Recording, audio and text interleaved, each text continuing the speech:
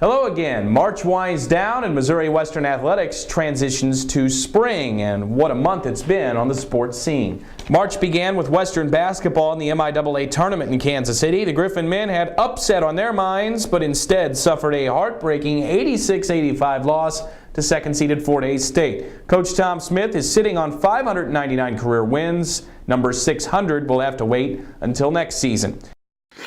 I mean, obviously, with this being, going for 600, I think, it would have been a great 600. Let's face it. I mean, to win on this venue, in this place, in this building, and a game like that, I couldn't ask for anything more. But that's, it wasn't meant to be. And you know what? We'll get ready for 7 months and try to do it again.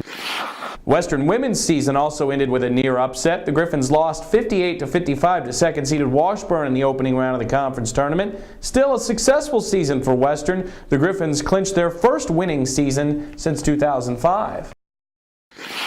It was a year I'll never forget.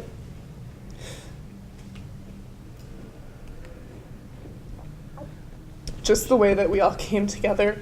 I'm totally pleased and proud of the effort that our girls have given all year long. Our women have given all year long, because they're not girls anymore, they're women.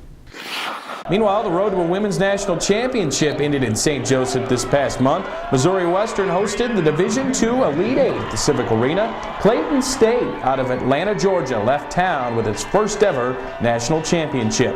More history was made back on campus. March 17, 2011 was a day of firsts for the Griffin baseball program.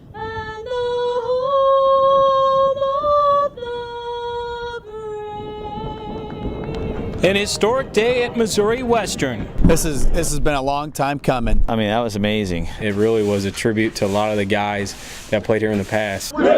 Griffin baseball playing its first ever on-campus home game at the brand new Spring Sports Complex. But today there was a different feel. I mean, there was a nervousness. There was the butterflies that you used to get when you play, just because it's something brand new. Western Hall of Famer Tom O'Brien tossing out the first pitch. He is the only Griffin baseball player in the program's 40-year history to have his number retired. Meanwhile, the Griffins christening the new stadium against the number 3 ranked team in the nation, Central Missouri. Pick it up, bottom 1. Griffs down 1-0, but here they come. Ian Atkinson ropes the base hit to right.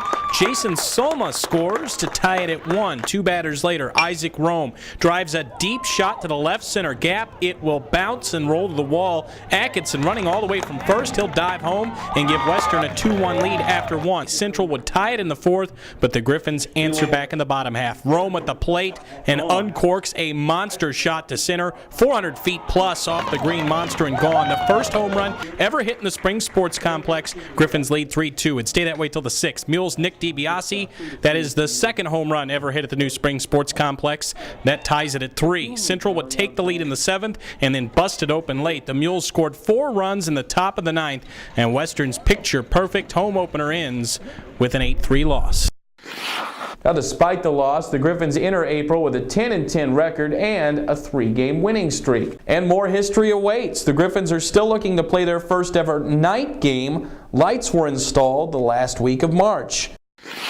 Missouri Western softball has still yet to play on its new field. Weather has delayed the Griffins' home opener multiple times, but Jen Bagley's squad has done just fine away from home, thank you. They take a 20-7 record into April. 20 wins already for the Griffs, all of them on the road. The fact that we came out of that 20-7, now I feel good, because now we're going into our conference season, and sure, we're on the road, but now, a 1-movie trip is much better than a 4-movie trip, so we're golden now. It's not a big deal. So I actually think it might even help us. And finally, we finish with football. The summer home of the Kansas City Chiefs became the one-day house for dozens of NFL pro hopefuls. The Griffin Indoor Sports Complex hosted NFL Pro Day this past March. 27 college standouts from all across the state of Missouri showed their stuff for NFL scouts. Griffin football coach Jerry Partridge explains the inner workings of this day of work. NFL Pro Day. In the past, we've had a couple that we've had different pros, like Gian Robinson and Roger Allen. We've had pro days, but and everybody kind of has their own pro day. And there's been times we've scratched each other's back, MIAA coach-wise, when maybe we don't have a pro prospect they do, and especially myself and Coach Churchman at Northwest. And Coach Churchman actually approached me about it. I was thinking about it anyway, and Central Missouri called me and said, hey, can we have a joint pro day at your place because of your facilities, and you don't have to worry about weather and all the situations we got, all the facilities we have. And so basically it's a pro day for Northwest Missouri, Central Missouri, Missouri Western. There are 11 NFL scouts here, which is really a high number, so it tells you there's some good players here. Missouri Western itself, we have Drew Newhart and Kendall Davis here. So Kendall has had some opportunities already in Arena 2 and has turned them down to continue to further his education, try to get his, get his degree. And I think the one place he had a really good opportunity is too far away, kind of thing. I don't know, he may still do it after the spring, but I think Drew's accuracy and the ball he throws is outstanding.